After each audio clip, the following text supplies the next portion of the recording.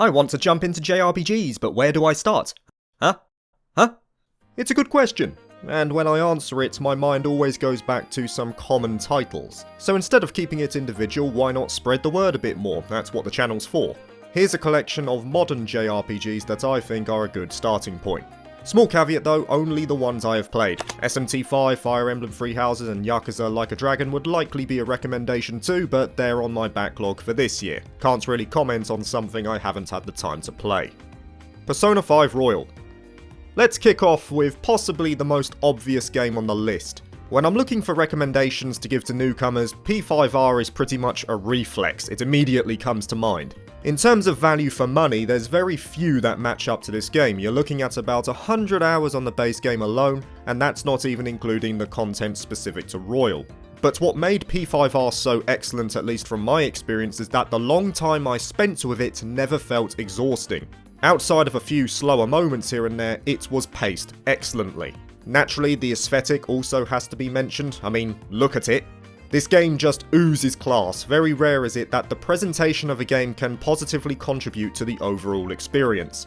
As for the gameplay, well, you've got a huge list of personas to work with, your confidants add to the depth of your available options as you get deeper into the game, the turn-based system is fast and intuitive with mechanics feeding into one another like the baton pass, and the palaces push the boundary of the traditional JRPG dungeon. Normally, dungeons in this genre are defined by hallways, swarms of enemies and simple puzzles, but that's not the case in Royal. This idea of infiltrating palaces as a theme is incorporated directly into how you progress through them. You've got multiple levels, engaging design, shortcuts. I honestly don't think there's been a better iteration of dungeons in a JRPG that I've played recently. Except for Mementos. That sucks. Persona 5 Royal is one of the best modern JRPGs in recent memory, and it easily earns a spot as a recommendation to newcomers. Dragon Quest XI Echoes of an Elusive Age.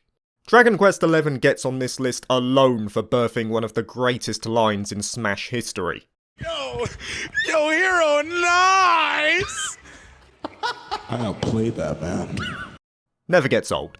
As for the game though, it's more a love letter to the older style of JRPG while refining that formula to bring it to the present age. I don't think anyone can say Dragon Quest XI is a bad game from an objective standpoint. What I mean by that is when you look at the game itself, you immediately notice the care and polish. There is nary a blemish on the canvas that makes up DQ11. It's a very clean game on the surface, and thus its first impression is near on always positive. And then you move to the more subjective areas like characters and gameplay, and again, these also are decent. Story is a bit lacking here and there for my taste, but it has some memorable moments too.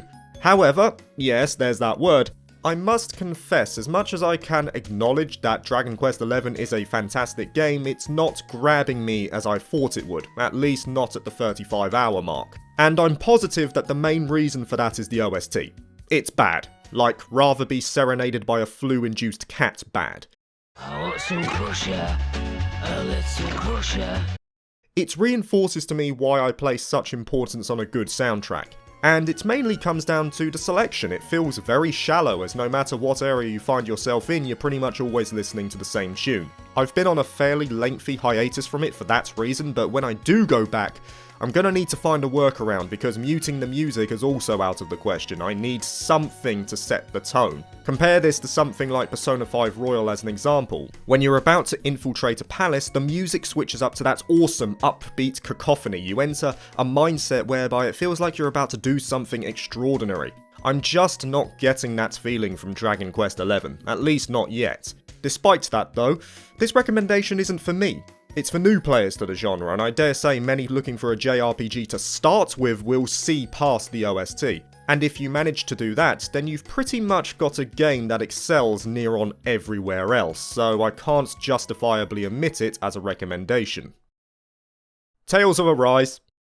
Of course, the 2021 RPG of the year has to be recommended too. To be fair, you could put any of the modern Tales games up at the podium for this, Tales of Vesperia's Definitive Edition or Berseria, but I'm personally going for Arise. I played this game non-stop when it came out, I was hooked on it, and I pretty much made all my workmates know about it as well until they told me to get back to work. I was gushing about how much I was enjoying my time with Arise. Right off the bat, you've got the art style. This watercolour approach not only pushed the boundary for Tales and JRPGs in general, but 10 years down the line it will look just as beautiful. It's similar to Wind Waker's cel-shaded graphics in that it's timeless. The sense of scale you get from the world of Arise is made possible by its excellent presentation.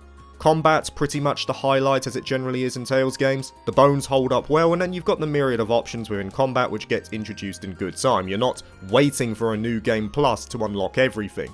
OST is fantastic, characters may seem a bit basic to some, but I enjoyed them, especially the likes of Dohalim, and the narrative, despite falling apart a bit by the end, also had me enraptured.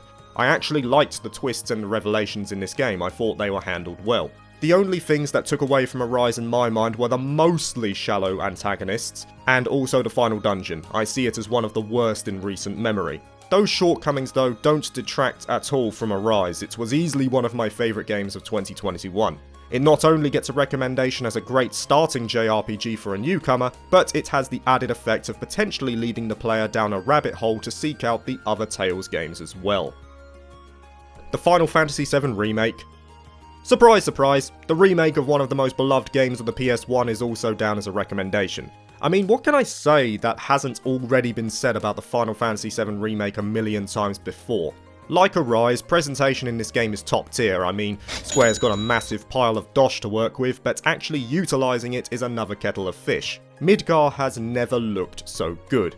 Narratively speaking, you're getting a retelling of the original plot, which is probably going to span a fair few years till it's concluded, along with a deeper look into the character of Cloud that wasn't as easy to present back in the original. Even minor characters like Jessie were fleshed out far more with relatable backstories. Combat is gonna be hit or miss. It's a big hit for me though, a 30-yard screamer as far as I'm concerned. It feels derivative of previous games, especially Final Fantasy XIII, by incorporating the stagger mechanic, but the ability to freeze time gives a nice balance between strategy and action-based gameplay. You're getting the best of both worlds here. And lest I forget the dancing minigame, that alone makes it worth it. Xenoblade Chronicles Definitive Edition. Sort of cheating here as I haven't played this version, I've only played the original. I think that still counts though. The only thing I'm missing out on is the epilogue content and the quality of life improvements. At its basic level, you have seamless transitions to combat, a wide array of arts along with customization potential, plus the ability to move freely while in combat. And these arts also have directional effects as well. For example, attacking from the side has the potential to lower defense. Each character also has a unique playstyle, so you're bound to find the lead that works for you. There's plenty for you to learn if you want a different change of pace. With this gameplay, you'll really be feeling it. As for the situation outside of combat, wide open plains that admittedly can feel a bit empty, but I think it fits the theme of the game perfectly. At the end of the day, you're making your way up a titan in the Bionis while gazing at the imposing Mechonis in the distance. Its stature alone not only acts as a marker on where you are on the Bionis itself, but also reminds you constantly of the scale of the world you're in. It lends perfectly to the atmosphere.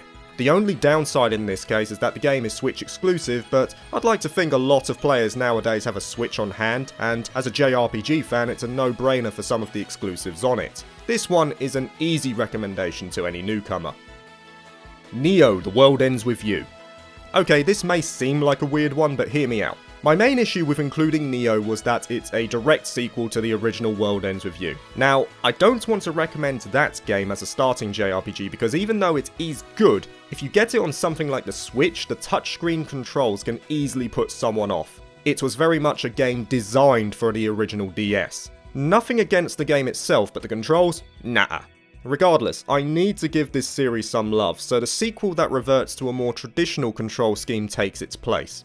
Neo: The World Ends With You, in my mind, is standalone enough that you can enjoy it without playing the first game. The moments within its story, while definitely linking to the previous game, didn't feel like they would be diminished if you jumped straight in here. But I can't deny that you will enjoy it more if you know the events from the first game. And if you are curious about that, there is an anime adaptation retelling most of those moments as well if you'd rather not play through. That was the only thing that was really holding me back when recommending Neo, because the rest of it is just sick. It's a shame because the series was dormant for about 14 years until Neo came along, and now it looks like it may just disappear forever as Square announced that they weren't too thrilled with how it performed. That's on you, Square, you didn't advertise. The premise is cool. You're playing through something called the Reaper's Game in Shibuya, which functions as the game's setting. Each day you need to fulfill a certain mission, and it's in these missions that you partake in combat and all that jazz while roaming the streets. Like Persona 5 Royal, this is a game that is highly defined by style. You're going to be moving around in time with the beat for bonuses to your so-called groove meter before you enter battle. You have novel mechanics in the overworld that lend to some great diversity in the daily missions, and as for the combat, while the controls are simple, the customization potential is excellent.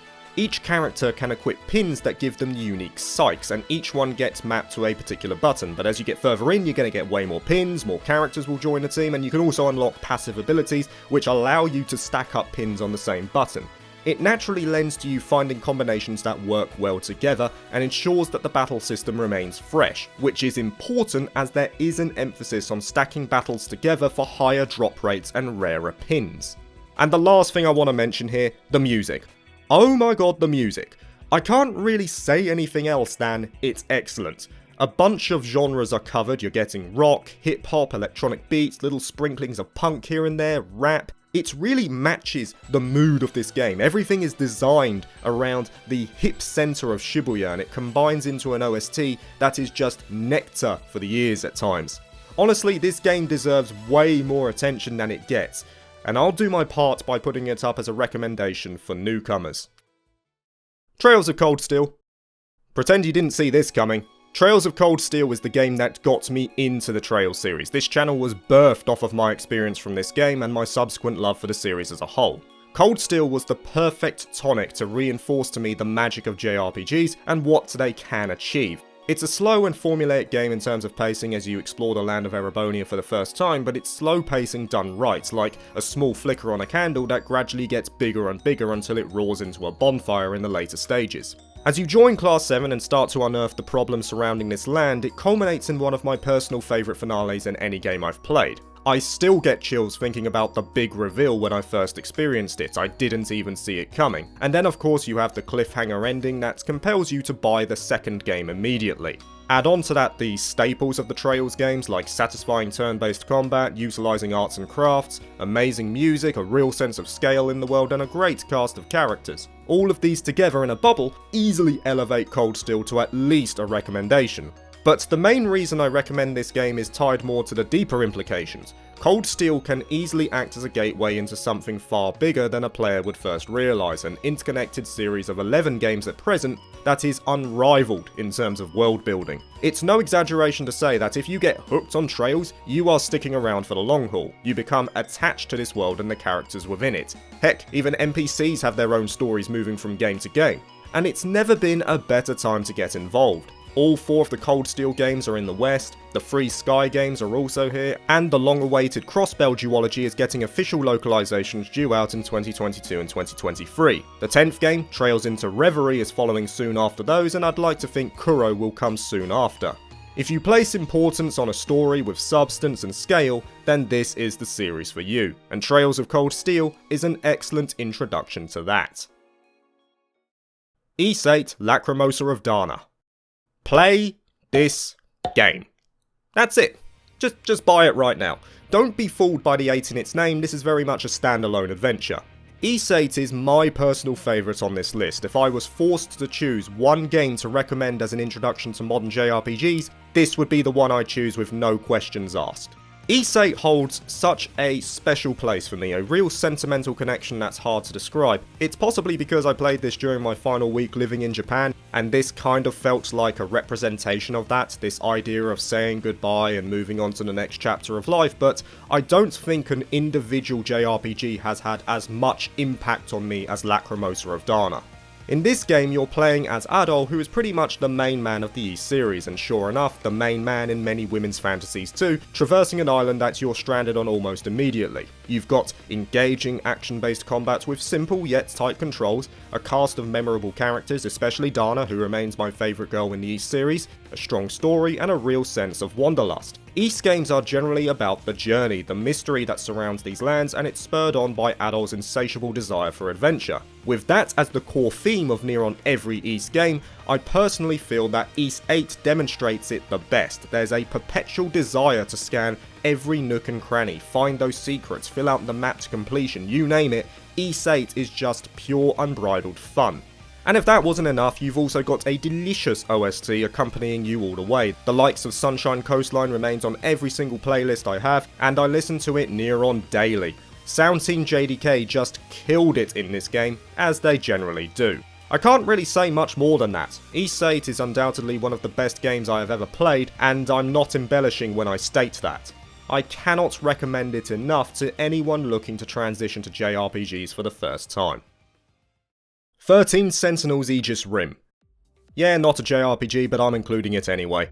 13 Sentinels Aegis Rim is a departure from many on this list. It's not a typical game by any means, it's more akin to a hybrid visual novel. A lot of the time you're going to be bouncing between the 13 protagonists in these side-scrolling adventure sections and witnessing their individual routes unfold. You'll be making real-time choices that will divert you down a particular route, and the general idea is to witness all of them to completion. These routes function as puzzle pieces that combine into one large story, starting on the outside and gradually filling in all the blank spots.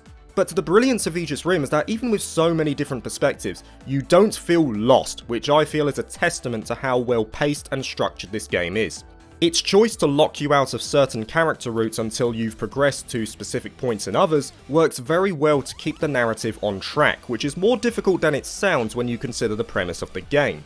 But that's far from the only aspect that Aegis Rim offers. In addition, you've got real-time strategy as you take control of the Sentinels, and you can customize them with skills, utilize passive abilities from the pilots themselves. There's an intuitive system on offer here that never gets boring. Technical aspects like sound design, absolutely amazing. OST is strong, the art direction, well, I mean, you can see it for yourself, it's gorgeous, very much a Vanillaware trademark. But the most important thing is that it keeps you engaged. This game on several occasions kept me up far later than I intended. The pull to play one more route was prominent every time I switched on that console.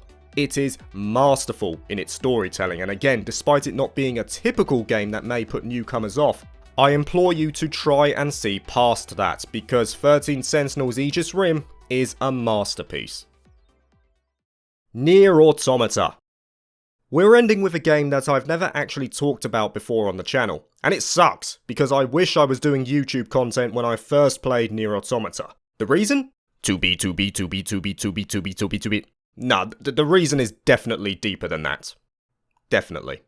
In terms of AAA experience, this is one of the best you're going to get. There is so much love put into this game, so much unease in terms of what it presents. This is a more mature journey in every respect. Thought-provoking themes and ambiguity are the cornerstone of what makes Nier Automata so gripping. You're joining an android duo of 2B and 9S as they seek to eliminate machine threats in this dystopian world, which is now devoid of human life, but that's merely on the surface. And as you progress through this game, you get a sense of what it is attempting to illustrate. It's a work of art if I had to describe it. In terms of gameplay, it's amazing. Platinum Games at their best here with some fluid and slick combat that makes up the bulk, movement feels so crisp, you feel the impact of every swing of your blade. Honestly, that alone is enough to keep someone hooked. But it also encompasses other genres. Certain sections will bring in shoot-em-up elements or platforming. There's plenty to keep you on edge throughout your time as you pursue the 5 main endings. But then you've got other areas like its excellent world design working in harmony with the themes the story presents, the music, and most notably the boss battles. Oh my goodness, the boss battles are just unreal in this game. Nier Automata is a must-play. Even non-JRPG fans will enjoy this, of that I'm certain. It's an experience that I feel anyone from any genre can enjoy, because it not only covers so many bases, but it executes them brilliantly as well. I can't say much more than that. One of the easiest recommendations to newcomers I can give: enjoy. And there it is, a collection of JRPGs that I feel can be solid starting points for any newcomer. I hope that if you're looking to begin your own journey that you found something here that took your fancy. I don't recommend these games lightly. If you like this content, please leave it a thumbs up, that would be much appreciated, and I'll see you soon. Peace.